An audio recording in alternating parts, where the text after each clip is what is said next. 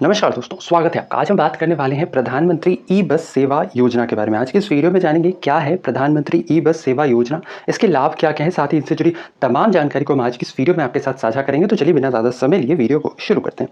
सबसे पहले जानते हैं सुर्खियों में क्यों है। दरअसल अभी हाल ही में जो केंद्रीय मंत्री हैं दैट इज़ अनुराग ठाकुर, ठीक है, इनके द्वारा भी हाल ही में यह जानकारी दी गई कि जो केंद्रीय मंत्रिमंडल है, ठीक है, इसने फाइनली प्रधानमंत्री ई बस सेवा योजना को मंजूरी दे दी है। और यह जो प्रधानमंत्री ई बस सेवा योजना है इसे पीपीपी मॉडल यानी कि पब्लिक प्राइवेट पार्टनरशिप मॉडल पर चलाया जाएगा।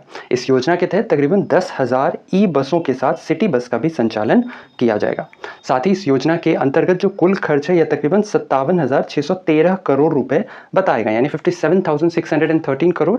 इन 57,613 करोड़ में से 20,000 करोड़ जो है वो केंद्र सरकार के द्वारा दिया जाएगा। साथ ही ध्यान रखना है प्रधानमंत्री ई बस सेवा योजना जो है इसके अंतर्गत जो केंद्र सरकार है वह मेनली शुरुआत के 10 वर्षों तक बसों के संचालन का समर्थन करेगी और इन 10 वर्षों के बाद यह राज्य सरकार और जिस भी म्युनिसिपैलिटी में इसे चलाया जाएगा, ठीक है, उनके हिस्से में आएगा, यानी अब उनके द्वारा फिर बाद में उसे चलाया जाएगा। इसके साथ ही ध्यान रखना है कि जो प्रधानमंत्री ई बस सेवा योजना है इसको लाने का मुख्य उद्देश्य था कि जितने भी वंचित लोग हैं, ठीक है, इन तक परिवहन व्यवस्था को सुविधाजनक बनाना, यानी कि इन तक जो परिवहन व्यवस्था है इसको बहुत ही आसानी से उन तक पहुंचाना। साथ ही यह जो योजना है यह वर्ष 2011 की जनगणना के अनुसार हर वो शहर जिसकी आबादी 3 लाख या फिर उससे अधिक है, इन शहरों को मेनली इसके अंतर्गत कवर किया जाएगा, ठीक है। इसके अंतर्गत जो इलेक्ट्रिक बसों का संचालन है इसके लिए एक चुनौती पद्धति के आधार पर तकरीबन 100 शहरों का चयन किया जाएगा, ठीक है। और ये जो 100 शहर होंगे, ध्यान रखना है, ये वही 100 शहर होंगे जिनकी आबादी 3 लाख या फिर उससे अधिक है। इसके अंतर्गत जो मेनली किन किन शहरों का चयन किया जाएगा, तो इसमें केंद्र शासित प्रदेश हो सकते हैं, ठीक है। इसके अलावा उत्तर पूर्वी के क्षेत्र और साथ ही जो पर्वतीय राज्य हैं, ठीक है, इनकी सभी राजधानियों को इसके अंतर्गत शामिल किया गया है, राइट।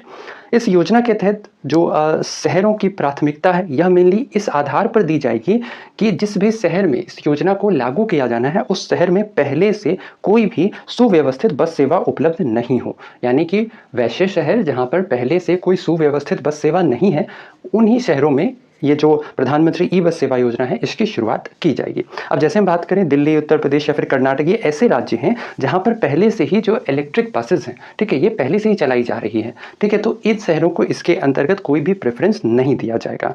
क्लियर है। अब बात करते हैं इस योजना से आखिर लाभ क्या क्या होगा। देखो, इस योजना के तहत मेनली अगर हम बात करें तो 3 सबसे इंपॉर्टेंट इसके अंतर्गत यानी इस योजना से जो वो बेनिफिट होने वाले। सबसे पहला तो ये है कि अगर इस जैसा कि इस योजना में कहा गया है कि इस योजना के तहत इलेक्ट्रिक बसेस चलाई जाएंगी।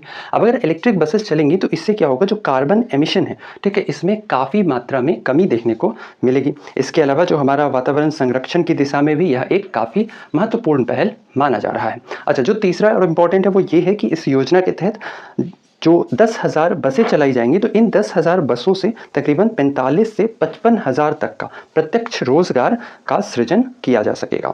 अब यह जो योजना है प्रधानमंत्री ई बस सेवा योजना, इसे कुल 2 खंड में विभाजित किया गया है।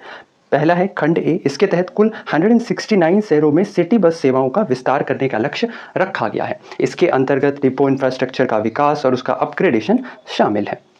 इसके अलावा बात करें खंड बी की, तो खंड बी के अंतर्गत कुल 181 शहरों में ग्रीन अर्बन मोबिलिटी पहल शुरू करने की घोषणा की गई है।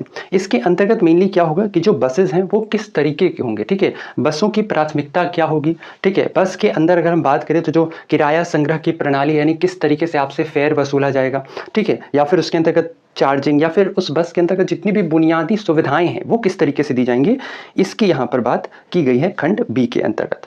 साथ ही ध्यान रखना है इस योजना के तहत राज्य अथवा जो नगर इन बस सेवा है, ठीक है, इनके द्वारा संचालन या फिर जो बस ऑपरेटर है इनका भुगतान किया जाएगा। साथ ही केंद्रीय मंत्री ने यह भी बताया कि जो ग्रीन अर्बन मोबिलिटी इनिशिएटिव है इसके तहत रैपिड बस ट्रांसपोर्ट के साथ ही साथ बाइक शेयरिंग और साइकिल लेन का भी निर्माण किया जाएगा।